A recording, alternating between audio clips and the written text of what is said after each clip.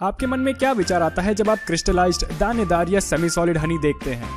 हो सकता है कि आप भी उसे नकली या मिलावटी शहद समझें। इसका कारण प्रचलित धारणा है कि असली शहद नहीं जमता, जबकि वास्तविकता इससे परे है।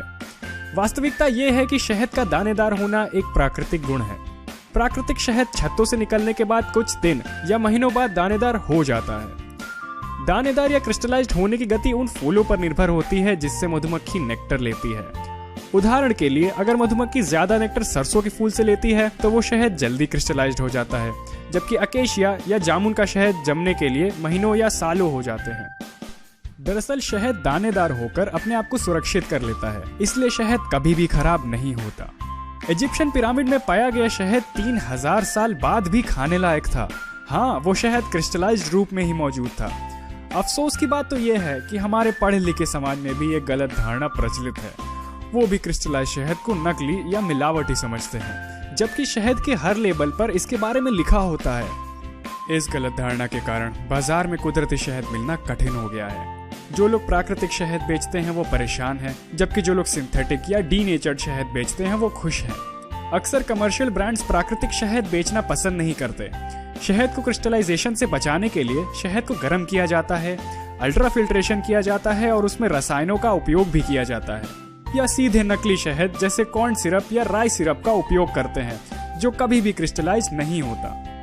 हाल ही के डेटा के अनुसार भारत से 90% सरसों का शहद निर्यात होता है। मधुमक्खी पालक जो इस अत्यधिक लाभकारी शहद को निकालते हैं उसे उपभोक्ताओं तक नहीं बेच सकते। उसका कारण यही गलत धारणा है।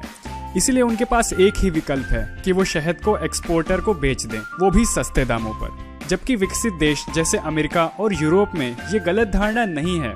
वहाँ क्रिस्टलाइज शहद को सेट हनी के नाम से बेचा जाता है, वो भी अच्छे दामों पर। अब क्रिस्टलाइजेशन के पीछे का विज्ञान देखते हैं। शहद मोनोसैकेराइड्स का एक सुपर सैचुरेटेड मिश्रण है जिसे डेक्सट्रोज और लेव्युलोज कहते हैं। इनकी मात्रा 70% से अधिक होती है।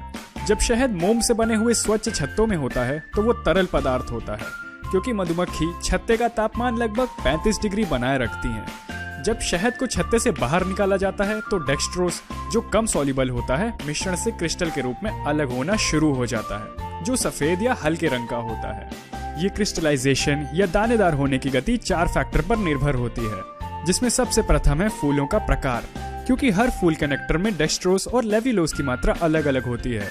अगर डेक्सट्रोज की मात्रा अधिक हो तो शहद जल्दी दानेदार या क्रिस्टलाइज हो जाएगा, और अगर डेक्सट्रोज की मात्रा कम हो तो वो शहद देर से दानेदार होगा।